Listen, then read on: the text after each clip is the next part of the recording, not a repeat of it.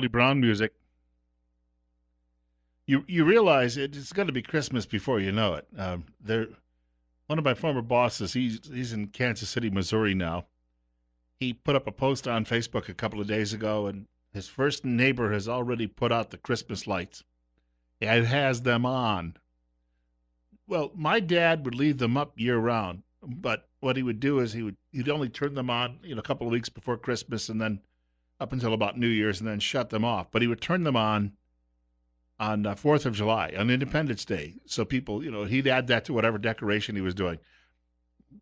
But we're long used to this. I was in Lowe's, I think Lowe's or one of these big box stores about a month ago, and I saw some Christmas decorations, the little dioramas that move.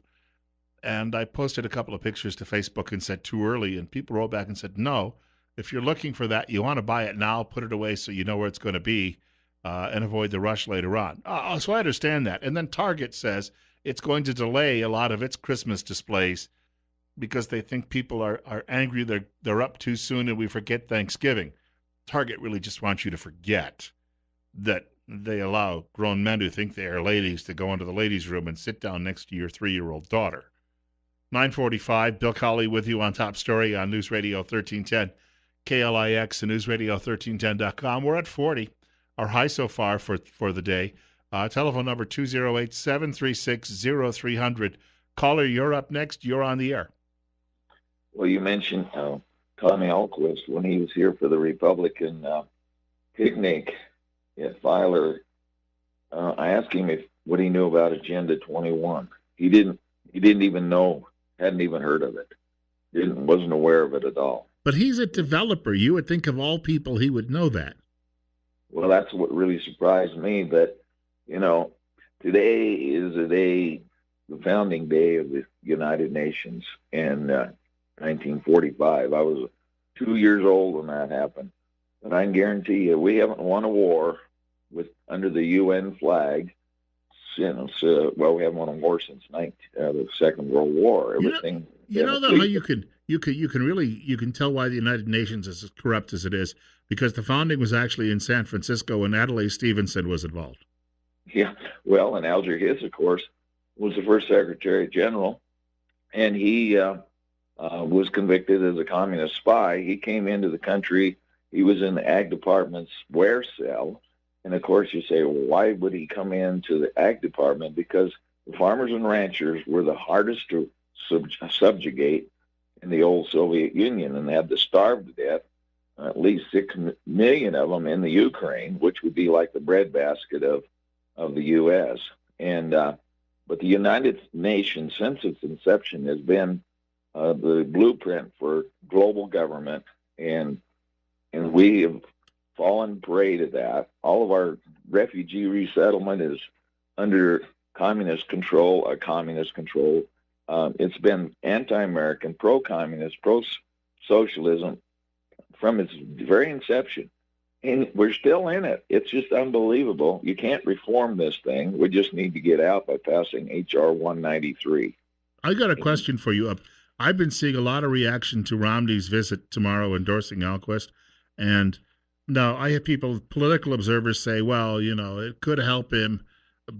And I admit that the people that I see posting on social media or calling this radio show are not necessarily representative of all Republicans, but the reaction I've seen from around the state of Idaho from the Republicans that I know is that this is not good for Alquist to be seen with Mitt Romney at this point. I don't know.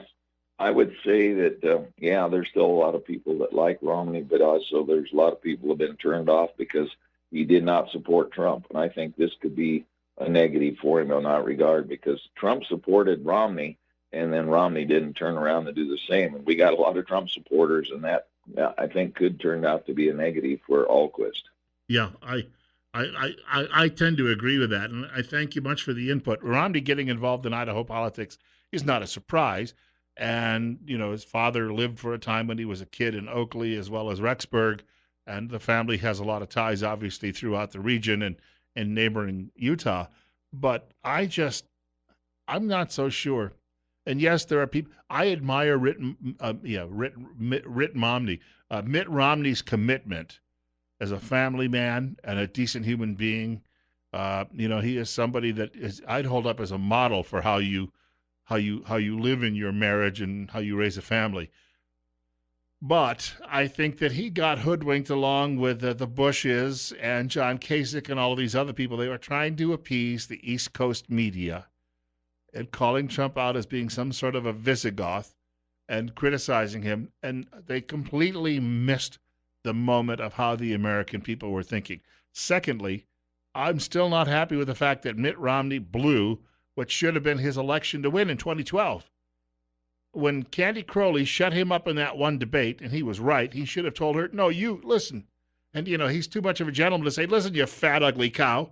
But if he had just said to her, hey, hold on a minute here. I'm right, and I'm talking, and you're not running this program. I'm here as a guest, and people want to hear what I have to say. And then he had said it, then I think people would have said, that's Mitt Romney.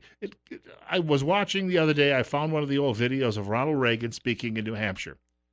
And the moment that really he was trailing in the polls, and he was going to have a debate with George H.W. Bush, old man Bush. And the Republicans were all saying, well, the winner of this year's race is going to be the establishment, George H.W. Bush, or maybe the former Democrat, now turned Republican, John Connally. This was what they were selling us. So Reagan is not sure about debating just Bush alone, but Bush only wanted to debate Reagan. He didn't want to debate anybody else. So Reagan ended up paying for the debate that was being sponsored in Nashua, New Hampshire, originally by a newspaper. The newspaper ran afoul of the Federal Elections Commission, so Reagan said, I'll pick up the cost. Now that it's Reagan's debate and it's his dime paying for it, Reagan wanted to change the ground rules and have the other candidates, Connally, John Anderson, and Bob Dole, join the debate. Bush continued to refuse. So Reagan has the other guys show up, and Bush doesn't want any part of it. So the fellow, his name was Mr. Breen. He was the editor from the local newspaper in Nashua, New Hampshire, said, turn Mr. Reagan's microphone off. And Mr. Reagan picks up that microphone, stands up in front of the crowd and says, I paid for this microphone, Mr. Green. He mispronounced his name as Green instead of Breen. And there was this huge roar from the crowd. And in that moment, showing that sort of decisive ability to say, no, enough of this, I'm drawing the line here, Reagan turned it around. He won the primary and he sailed to the election and then won a smashing victory in the general election in November. And he did it twice, obviously, in the 1980s. But it was that moment. Mitt Romney needed a moment like that, and he didn't produce. Which is why I just look at him today and I think so many times, Casper Milquetoast. John Kasich, Casper Milquetoast. Jeb Bush, Casper Milquetoast. And I've had enough of that in politics. I worry every day about the type of life my daughter is going to have. She's now in her 20s, mid-20s. But what type of life she's going to have? What are my grandchildren going to experience? I'm not one of these swells sitting in Silicon Valley or in some mansion out in the Hamptons on Long Island, New York. I'm not one of those guys.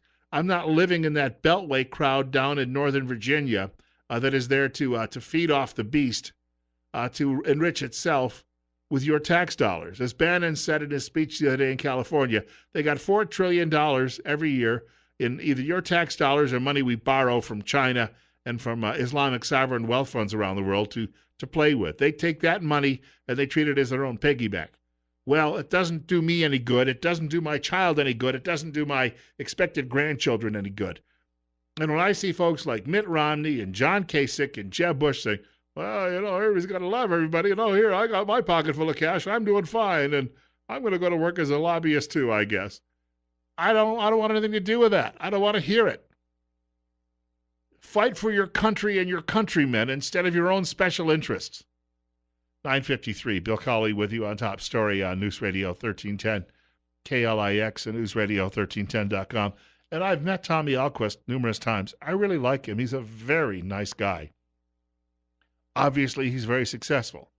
To become an emergency room doctor and then a successful developer, both in one lifetime, and he's not that old, tells you he's got something on the ball. There's a lot of gray matter between those ears. And probably he's known Mitt Romney for a long, long time, and the two are close. But it doesn't make me comfortable. And as people say, well, and Alquist donated to Democrats in the past. Yeah, okay, Donald Trump did too. I can see that. That's how developers do their work. It just points out how corrupt that system is. The politicians say, well, the donations don't have any impact on how I vote. Really? Then why do they give you the money? Do they like your looks? Or are they just throwing it away for fun? And by the way, they're giving it to everybody because they plan to influence everybody after they get into office. We know what this is all about. It's just a legalized form of bribery. 9:54 now. Bill Colley with you as we wind down today's edition of Top Story on News Radio 1310 KLIX and newsradio1310.com. You got Brad Little running in this race for governor, I think. Has anybody seen him lately? I know he's making appearances at fairs and those things, and you got to do that. That's part of the game. But I don't think his heart's in it, honestly. And I almost feel for him because his name is not Butch Otter Jr., but that's how he gets portrayed often in public. So, it comes down to Raul Labrador.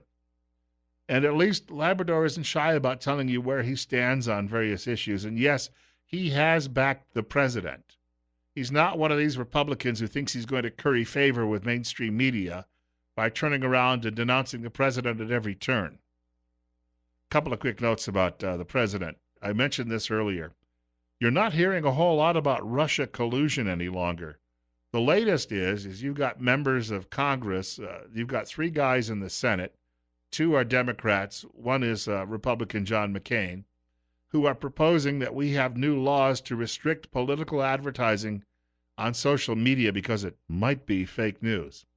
In other words, these are the same people. This is not going to fly. We've already had a Supreme Court say people can spend their money where they want. That's called freedom of speech.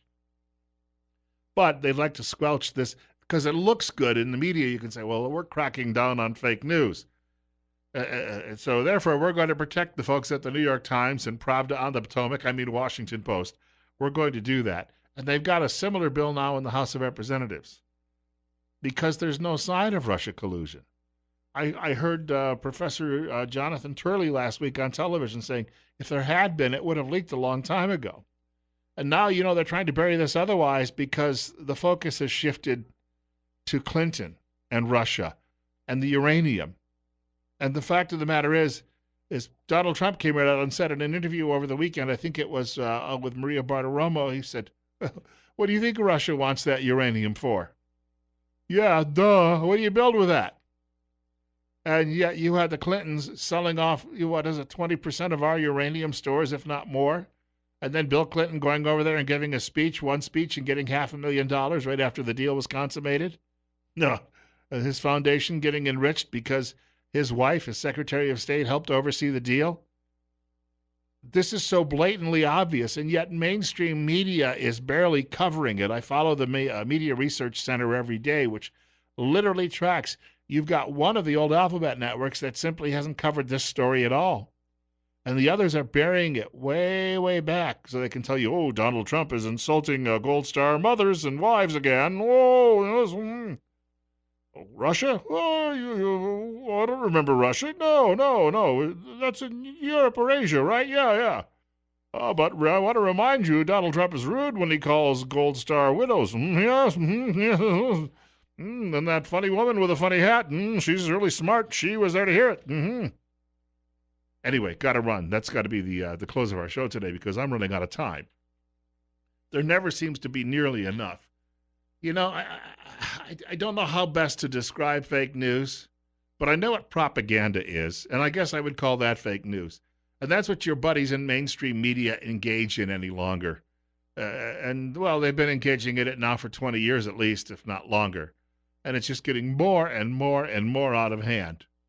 And you thank your lucky stars you still have talk radio and certain websites. And I'm just telling you, if you're not getting media and your news from multiple sources, that's the only way to protect this.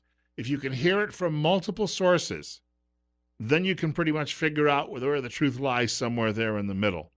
It's 41 right now. Bill Colley with you on Top Story. God willing, the creek don't rise. I'll be back here tomorrow morning between 8 and 10 o'clock. In the meantime, the Rush Limbaugh program is coming up next following the news at 10 o'clock from Fox. Sean Hannity Show following 1 o'clock news today. Glenn Beck just after the news at 4 o'clock, and Dave Ramsey after the news at 7 o'clock tonight here on News Radio 1310 KLIX and NewsRadio1310.com.